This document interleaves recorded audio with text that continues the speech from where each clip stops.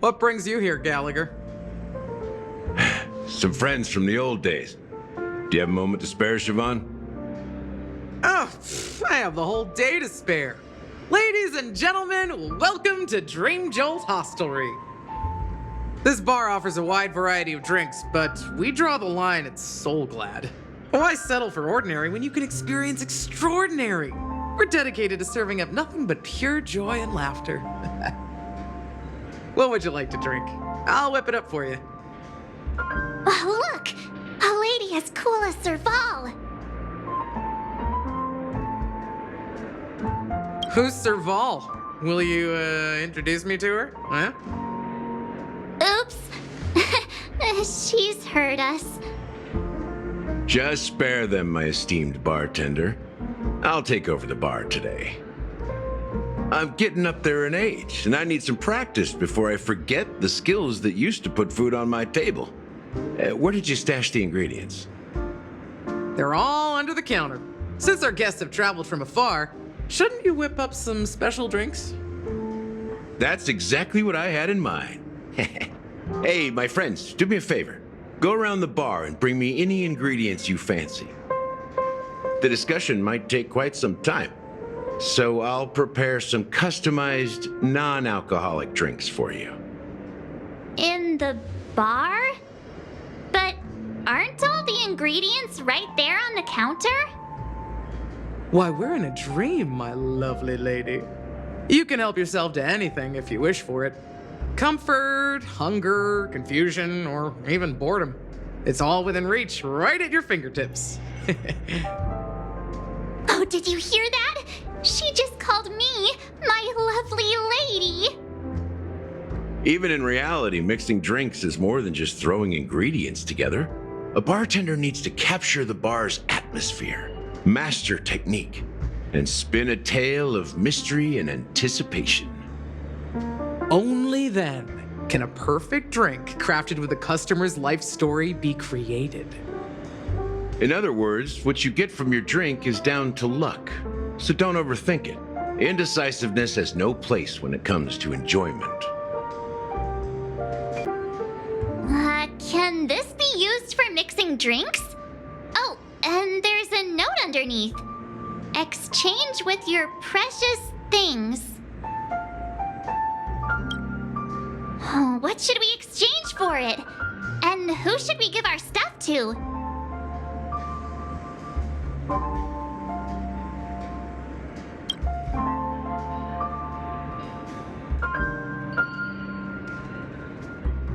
Whoa! The words on the note are changing. Happiness belongs to the noble.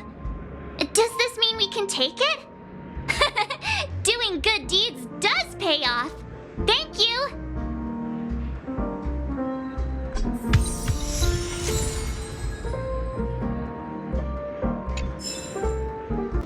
Hey, look at all these chips scattered everywhere. A few days ago, an actor from the Iris family came. Caused a ruckus for Siobhan. Those chips must have gotten scattered during all the chaos.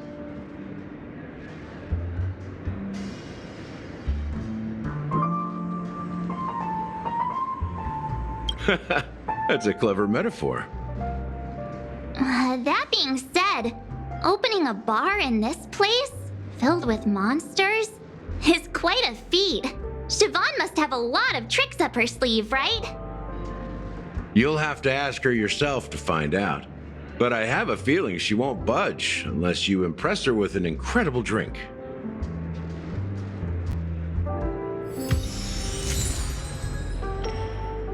It's Soul Glad! But I thought they didn't sell Soul Glad at the bar. Let's give it a shake. Nice, it's still fizzy and has a long shelf life.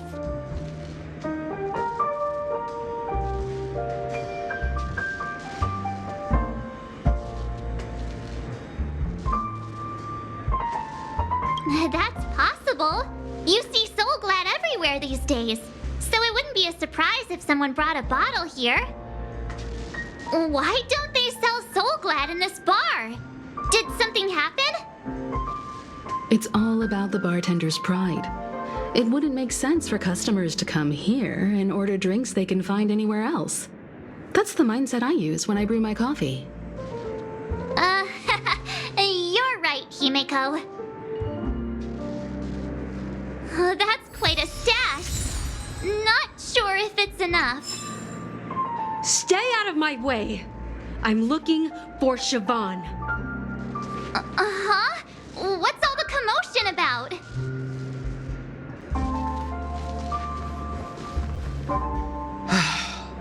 Haven't I made myself clear enough, Miss Amiki? The Dream Jolt Hostelry only welcomes guests who want to enjoy a drink to their heart's content. I'm sorry, but I'm not interested in your proposal. But you have the talent. You'll attract a huge audience.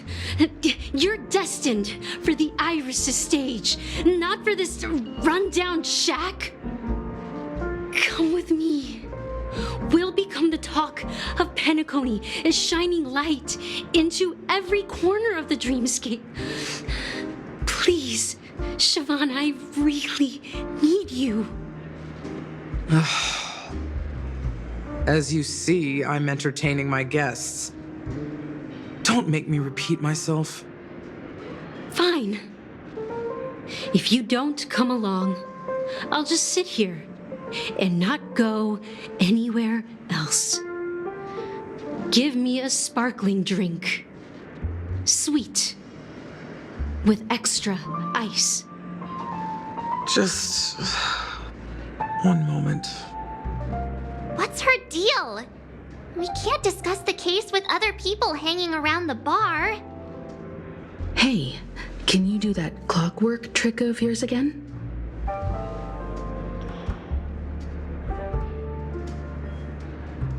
Yeah, I'm counting on you.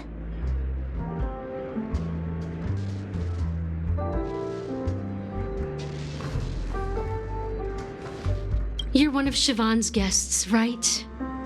What can I do for you? If you're here to convince me to leave, please stop it. I'll never leave until she accepts my proposal. I just don't get why she won't leave this place. This rundown shack with no customers whatsoever.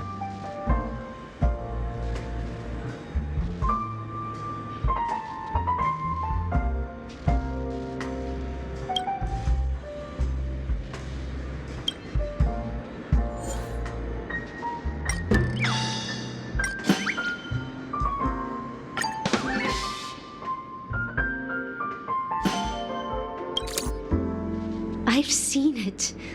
The moment when Siobhan and I share the stage. The crowd is going wild, applause crashing like waves. The aroma of irises fills the air. A beautiful melody playing, ribbons dancing around us, and the taste is sweeter than honey. I've seen that scene countless times in my dreams, and every time it mesmerizes me. That's why I have to bring her back to that world, no matter what it takes. Want to raise a glass, my attentive listener? Let's consider it a toast to my far-fetched dream.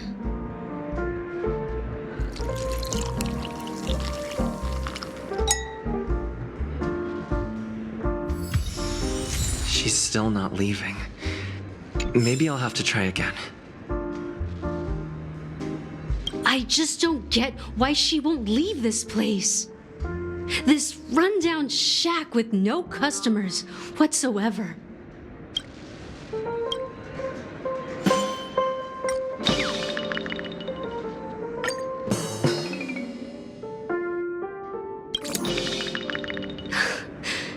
It's ridiculous, right? Our paths were never meant to cross, yet I'm still holding on to her. I'm too timid and shy, longing to shine but afraid of stepping into the spotlight. I need her guidance because I'll never be able to do anything alone. You don't know Siobhan's past, and you have no clue how radiant she used to be. Even among the talented Iris family, her skill was unmatched. I know she probably thinks I'm just trying to ride her fame to get ahead. But all I want is for her to reclaim her place.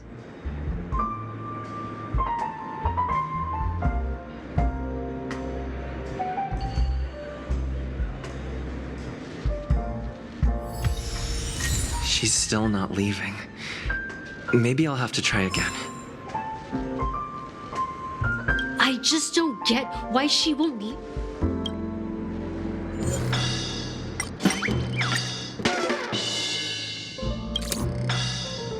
Those darn Iris jerks!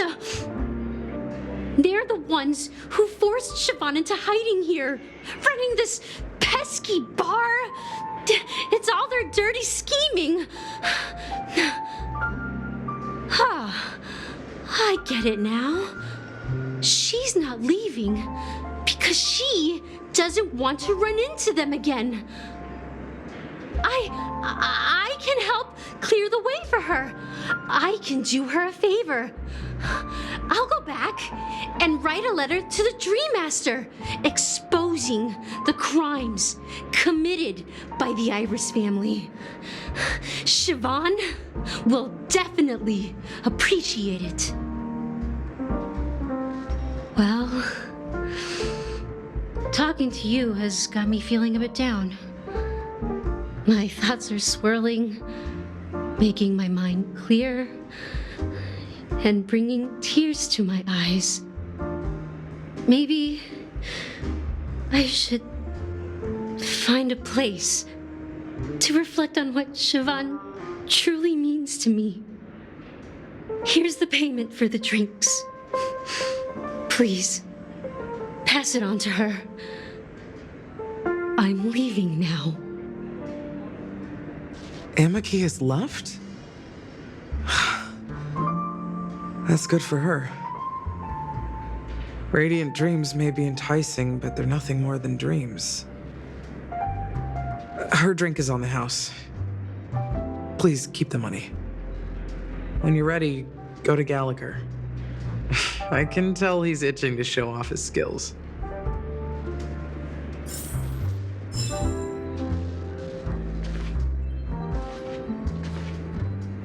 That being said, mixing a drink is way simpler than you'd imagine. Just pick your favorite ingredients, toss them in a glass, mix it up, and it's done. So go ahead, explore the bar, and bring me any ingredients you prefer. Nice work. Let me take a look. You found some interesting ingredients there. Now take your pick. Each drink has its own unique flavor, and the base ingredient sets the tone for the initial taste and the lingering aftertaste. So, which one would you like to use as the base?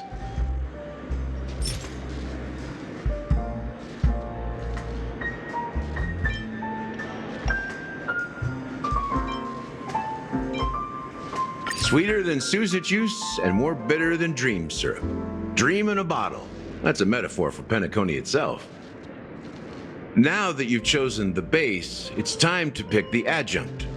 The ingredient that'll create a marvelous chemical reaction with the base. It should give an unforgettable taste without overpowering the main tone. So, what's your choice for the adjunct?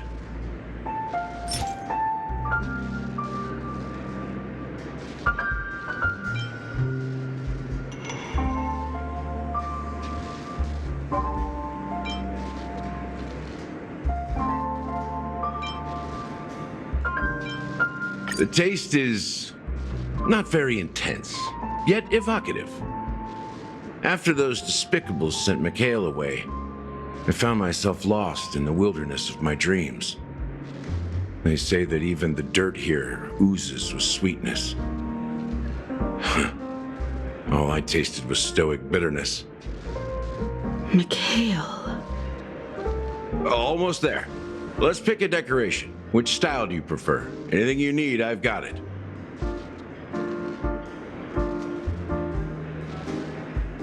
A symbol of bravery and dauntlessness. May you break free from your shackles just like he did. Well, it's done.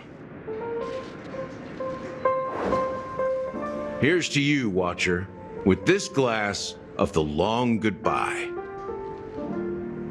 to a bitter childhood. Well done, Gallagher. You're not over the hill yet.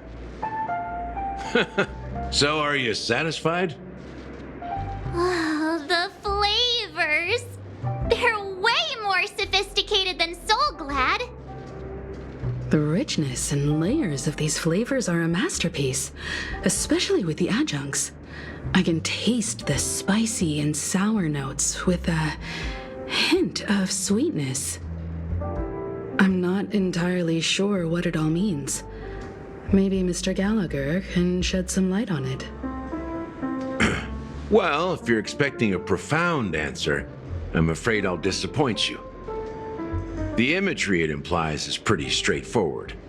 It's just a glimpse of what this dream truly tastes like, nothing more. Does this true taste have anything to do with that, Mikhail? Yeah, that name does sound familiar. When you got knocked out by that masked fool girl, I think I heard someone calling that name. Do you remember?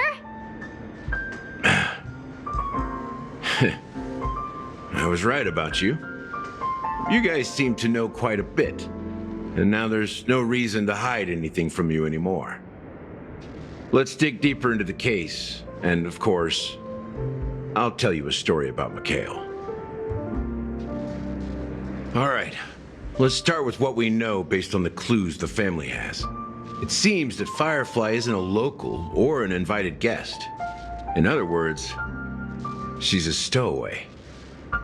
She managed to fool me at first. My age must be getting the best of me. But here on the planet of festivities, stowaways are a common sight. You're bound to run into one sooner or later. After the incident, the hounds wasted no time searching for that girl in both the dreamscape and reality. But here's the thing. We only received bad news, and the trickiest kind at that. She simply vanished, leaving no trace in the dreamscape or reality, as if she had never come to Penacony at all. Huh? Does that mean...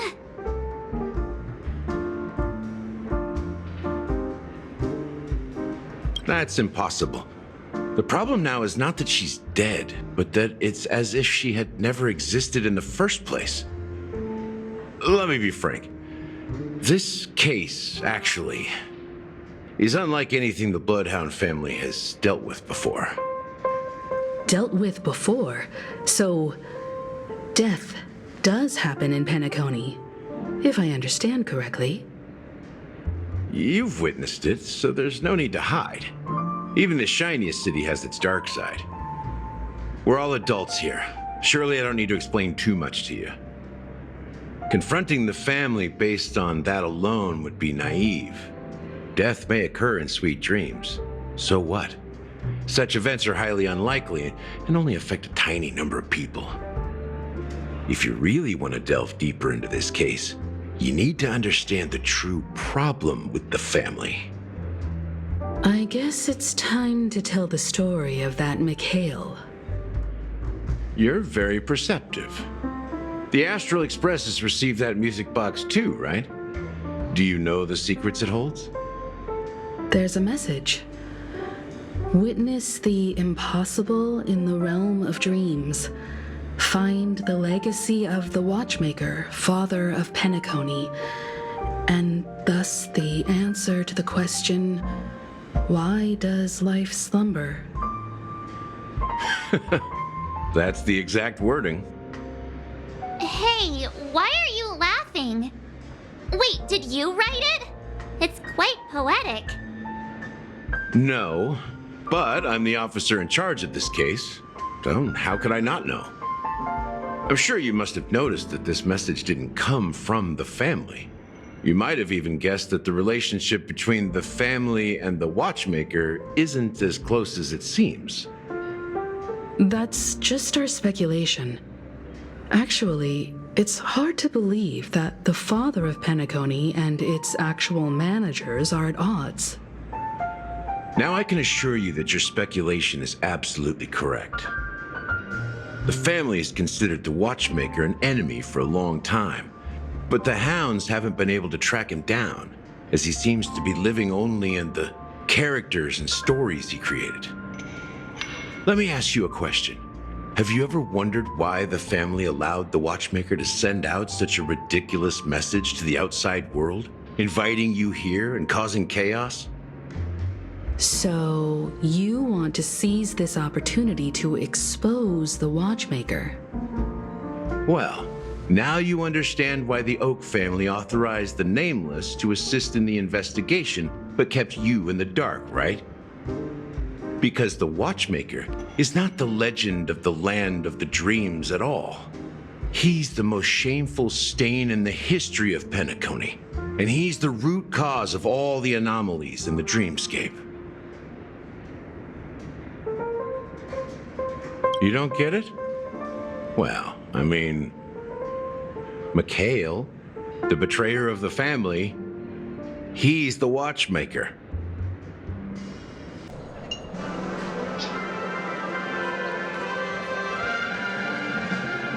Here we are, Clock Studios theme park, the most popular entertainment center in Penacony. Wait, aren't we supposed to be discussing the watchmaker? I would have expected you to take us to maybe a library or an archive room of sorts. But an amusement park? The culture of a city reflects its history in the most authentic way. To you, it's a fun place. But to me, it's a prison for the planet's past. You know that Penacony used to be the IPC's prison planet, right? All the prisoners were brought here, helping the Garden of Recollection salvage the leaking memoria from the macrovoid. The prolonged exposure to high concentrations of memoria caused a unique phenomenon. The dreams of countless prisoners intersected and overlapped, and people started meeting each other in their dreams, living lives that were almost identical to reality. But everything has a price, and sweet dreams are no exception. In the end, the dream world was unable to alleviate the suffering of prisoners in reality. One of the prisoners broke free from the IPC shackles and fought for freedom. He is Hanu, the great leader of Dreamville, the great peacemaker, and the faithful companion of the underdogs. History is always written by the winners. However, it's undeniable that Clocky is an animation that draws from Penacony's actual history. These characters not only exist in Dreamville, but also in the distant past. Once you realize this, you'll understand why we're here. There are so many members of the Bloodhound family around here. They just received a lockdown order, supposedly from Sunday himself. Who knows what it's for? So many of them. I've never seen anything like this, even when they're tracking down suspects.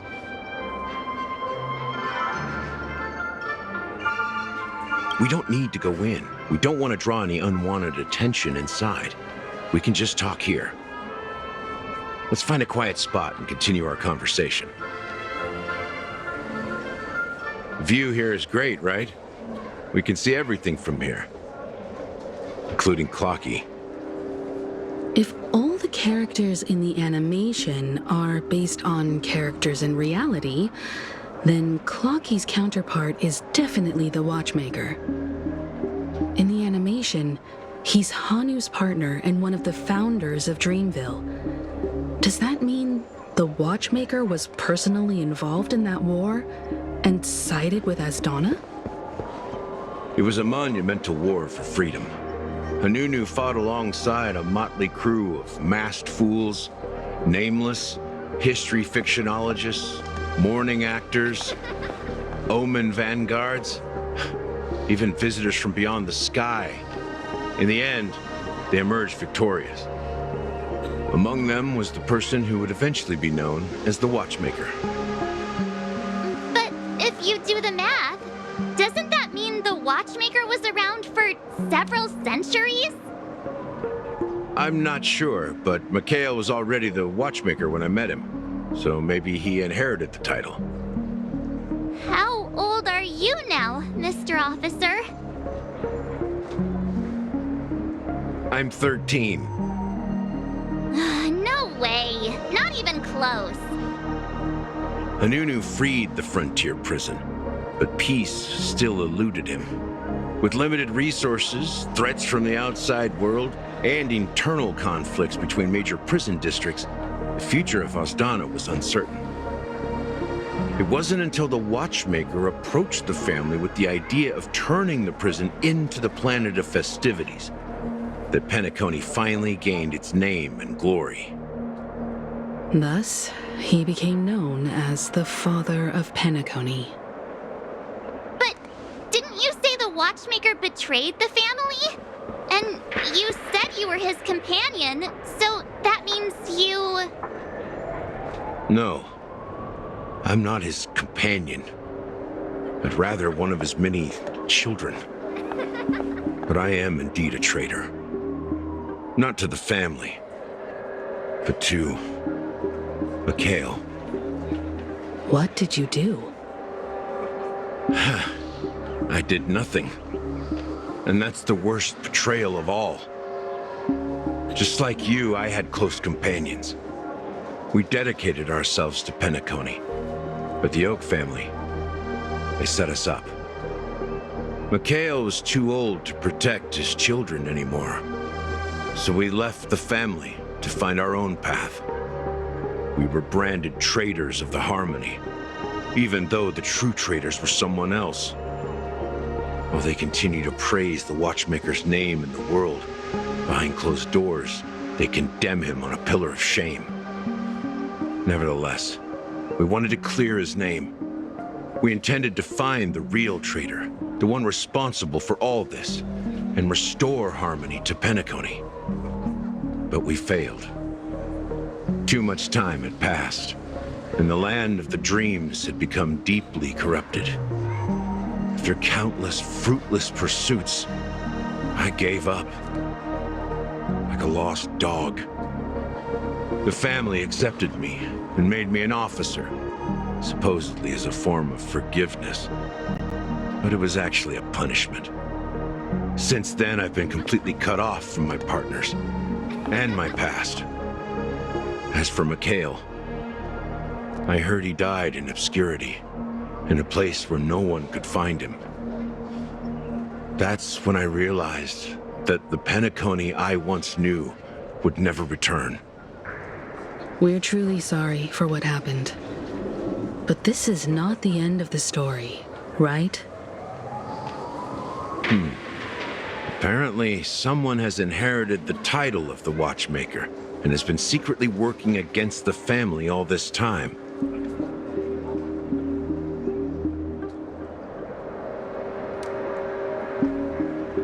Well, that's one way to look at it. However, only one member has truly inherited the Watchmaker's title. Unfortunately, after all these years, I have no idea who that person is, or if they're even real. Or just Mikhail's lost soul haunting the dreams. So, do you understand why I'm spilling all this info? Because I believe the girl's death must be connected to the Watchmaker's legacy. And at the end of all these mysteries, we will find the answers we are seeking. If it really is Mikhail's ghost, I want to meet him. If only for the last time. For those who despise me could form a line from here all the way to the entrance of the hotel. But those willing to look me in the eye and hear me out? Let's just say, there won't be many. I've told you all I know is a sign of gratitude. Thank you for listening to this old dog. Bark and all. Something just happened at the theme park. Now if you'll excuse me, good luck to all of you. How ironic. What's so different between the stowaways projected by Penacony today and the dream seekers once hailed as pioneers several amber eras ago? Gallagher does have a troubled past, it seems. While Firefly's whereabouts remain a mystery, his stories shed light on our suspicions about the true identity of the Watchmaker, his connection to the family, and the power struggles hidden behind sweet dreams and death. Exactly. Gallagher suggests that the real traitor is someone else, probably within the Oak family. That lines up with what we've gathered so far. Firefly got involved in this mess because of the legacy, and now we're sure that Aventurine's accusations against Acheron are baseless. You're really into Clocky, huh? He's just a fictional character, not a real person. Speaking of which, that Clocky who only reveals himself to you is quite intriguing. It's a shame we've never met him since then. Now that we've confirmed a lot of our suspicions, let's take a moment to think about the clues we have. Send a message to Welt and see how things are going on his end.